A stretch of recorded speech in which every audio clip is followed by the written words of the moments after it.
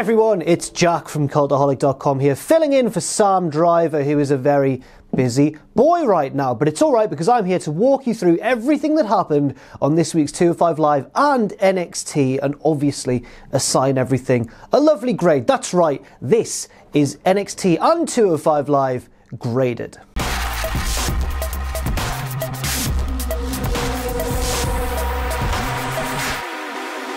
We'll start things off with 205 Live, and we'll start things off with the first man out of the entranceway, Hideo Itami, accompanied by his new ally Davari as well. So it's Itami and Davari just strolling on down, and the crowd are sort of booing, but it's very noticeable, I guess, that the crowd are leaving after SmackDown. Not everyone, some are staying, but they're not the loudest bunch in the world. Davari is basically acting as Itami's henchman slash mouthpiece right now, so he grabs the microphone and goes, "I cannot believe that this legend of Japanese wrestling, Hideo Itami, is being ignored and passed up upon and not given enough opportunities." And in the background, as he's saying all this, you can see people slowly leaving as well. And I was just like, yeah, I agree. This is Kenta. This is bloody Kenta. And this is where he is on the WWE roster. I fully agreed with the heels here, which probably isn't the best, but, you know, we'll move on. Davari goes, "Unless Itami is given the respect he deserves, this episode of 205 Live is cancelled." And I was like, well, that's an easy job for me today, but no. He's interrupted by the general manager, Drake Maverick, who is, of course, still a babyface on 205 Live, as you well know. He responds and goes, "No, that's not what's going to happen. We've got a match for you right now, Itami. But if you act like that again, you'll get suspended." And he was expecting, I think, the crowd to go like, "Whoa, yay!" But instead they went... Honestly, the crowd really dragged this segment down for me. I'll give this opening segment a C+ because it made sense and it was expressed clearly. Davari and Drake were both good on the microphone, and Itami didn't speak, but he stood there all, you know, menacing slash annoyed, which is, you know, the right sort of emotion to convey. But at the same time, the crowd reaction really dragged this down. It was awkward. It felt like they were talking in an empty room quite a lot of the time. And obviously that shot in the background of Davari talking about how Itami is a legend and deserves way more respect, and people are just slowly filing out behind. I was like, oh. But the segment itself, you know, was good enough to get a C+, but dragged down slightly by just the crowd and the atmosphere. So before he can explain what's going on, Maverick is cut off by Noam, who comes out and goes, "I want this match right now. I can do this. I can beat Itami." And Drake Maverick's like, "There you go then." So we've got Noam versus Hideo Itami to start things off. This match was okay, you know, with Dar working the leg to set up for the champagne super knee bar, I guess, towards the end, but he never managed to clamp it on. Itami hit a nice big leg drop from the corner to the sort of centre of the ropes where he left Noam strung out over the top rope. That was pretty cool as well. Fair play to Dar as well for struggling and trying to actually get down before Itami hit the leg drop, because it made it look a little bit more real, and I like that. Dar gets back into it, drapes Itami's leg over the bottom rope and heads up top. Then Davari gets on the apron and runs to attack him, but Dar just punches him down. But it's given Itami enough time to move out of the way and avoid the eventual move off the top. Then basically Itami just wins with the falling knee strike, which Dar sells well, but the crowd do not buy at all as the finisher. I guess everyone's used to the go to sleep. So yeah, that didn't go down too well. The finish was a flat one, but it wasn't really the fault of the guys in the ring. They did all they could to try and get people interested. I'm going to give this a B-. It was technically sound, but no one was interested. But I'm giving it a B- still because the booking made sense too. I agree with the booking. Hopefully this is the start of a new push for Hideo Itami, because he really deserves to be either a major player on 205 Live or even on the main roster. It's Kenta from bloody Noah.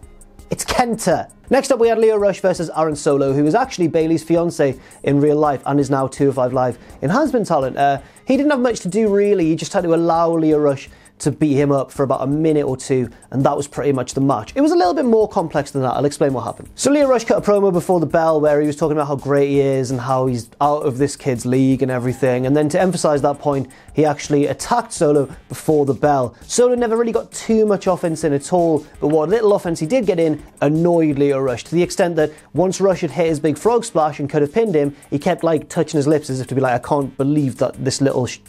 No, he said the S word. "Can't believe this little dick hit me in the face." Went up again, hit another big frog splash and picked up the basically squash victory. I'm also going to give this a B-. I thought it was fine for what it was. I enjoyed the promo before the match, and I enjoyed the match itself. It was a little bit more involved than what an actual squash match is. It was a little bit more than that, and I appreciate it. Well done, Lio Rush.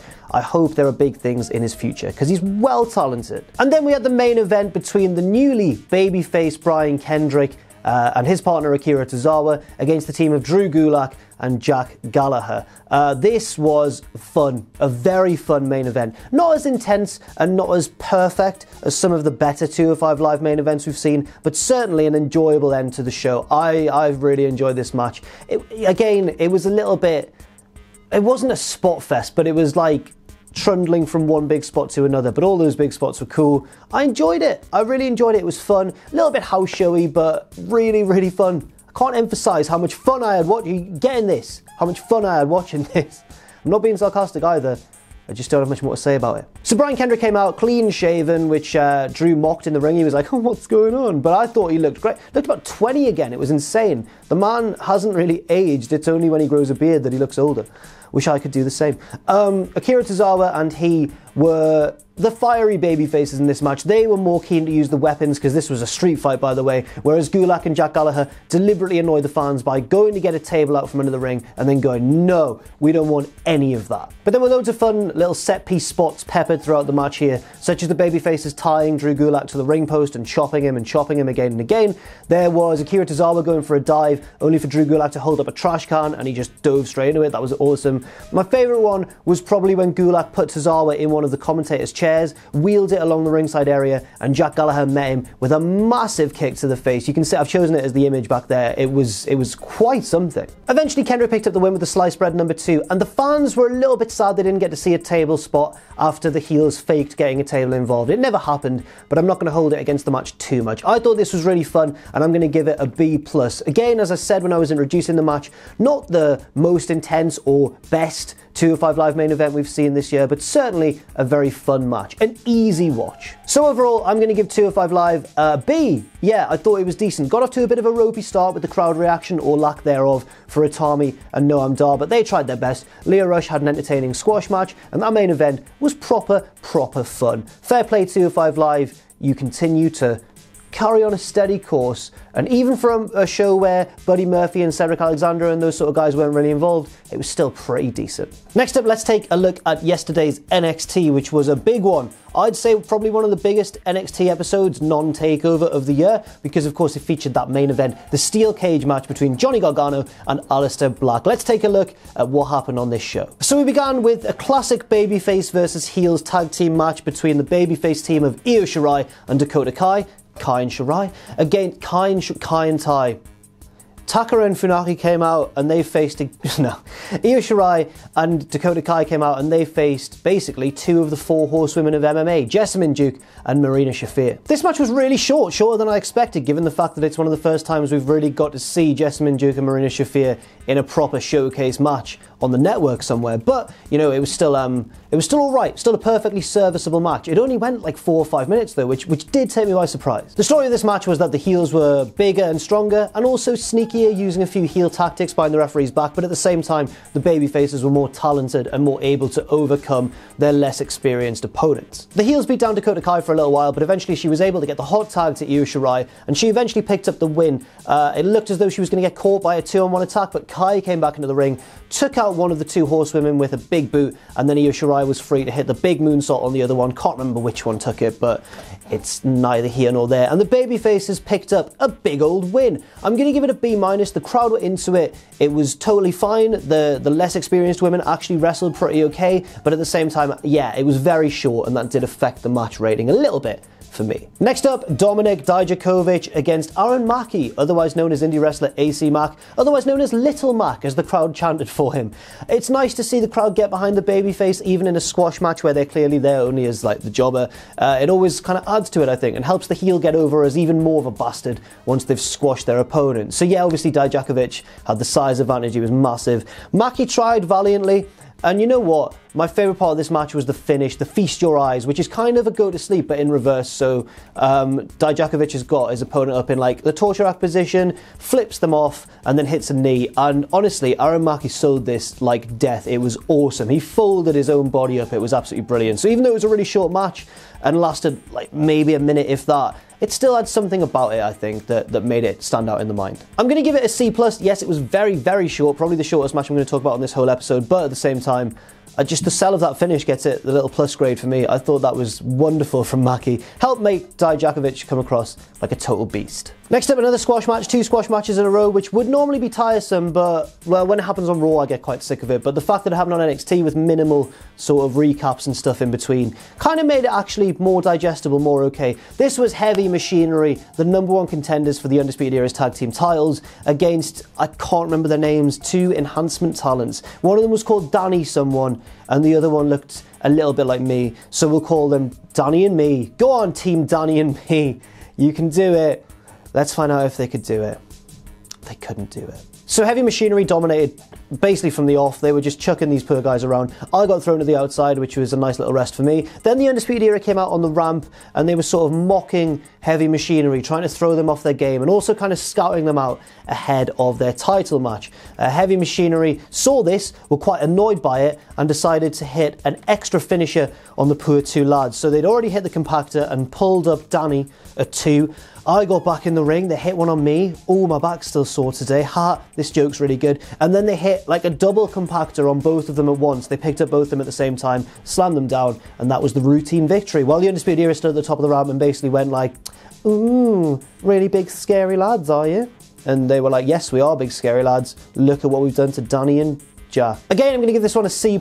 It was just a squash match, but again, like Dijakovic versus Mackey, there was something about it that just gave it a little bit of an edge, and that for me was the Undisputed Era's appearance. And finally, we finish with pretty much half the show dedicated to the main event, a steel cage match between Johnny Gargano and Aleister Black. This was an exciting build, and I couldn't wait to watch it. Let's find out what it was like. So Gargano attacked out of nowhere during Aleister Black's entrance, and they fought at ringside for a little bit, and then eventually, when Black had the upper hand, they got in the ring. And the story of this match was kind of Black dominated, but occasionally Gargano would pull out just a reversal or a count out of nowhere. Because even though he's a heel and we're all meant to hate him now, he's still a very good wrestler, and I appreciate that on NXT, because too often on the main roster you see guys turn heel and lose all their ability and just rely solely on cheating and interference and that sort of thing. Black has the match won shockingly early on, actually. He could, in theory, climb to the outside and win, but he decides to go back in and finish it in the ring because he just hates Gargano so much. A lot of nice spots in this one as well. I'm thinking particularly of Gargano's sunset flip powerbomb off the top rope, like with Black holding onto the cage, and then he dragged him down with a nice sunset flip. It was a really cool and really slick move as well, really good execution. Another good one was where Black went for his big flip off the, you know, his springboard flip off the middle rope. I think it's called a quebrada.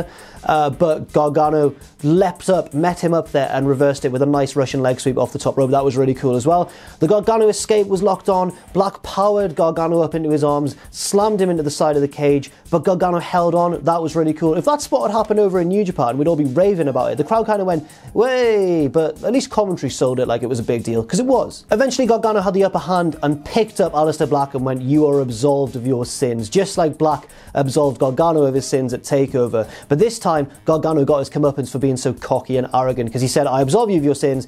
Bang, Black mass right to the face, and it looked like this was Aleister Black's match to win. They both tried to escape in opposite directions, Gargano crawling over the top of the cage, Black going for the door, and it looked, you couldn't really tell who was going to win. It was pretty close, and then eventually, just as Black reached the outside of the door, bang, it was slammed back in his face by Tommaso M.F.ing Ciampa. Not only that, as if that wasn't shocking enough, Gargano then got back in the ring and they hit the old DIY finisher, the double running strike on Aleister Black, and Gargano pinned him for the win. And Ciampa backed up the ramp, applauding his old tag team partner. After all the hell that they put each other through this year, it looks as though Gargano and Ciampa are back on the same page, this time both as heels.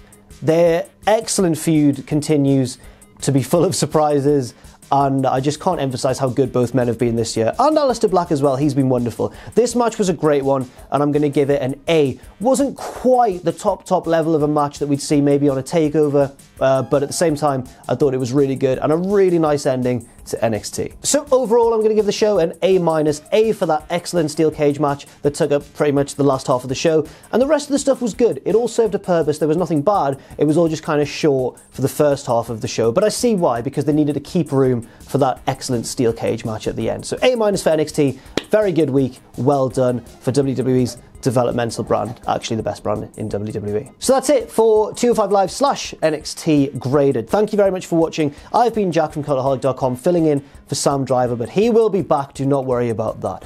Thanks once again for watching. You can follow me on Twitter if you want to at Jack the Jobber. You can follow all of us at Cultaholic, and check out our Patreon as well, patreon.com/Cultaholic. And never forget, of course, if you haven't done so already, to hit subscribe and to join us.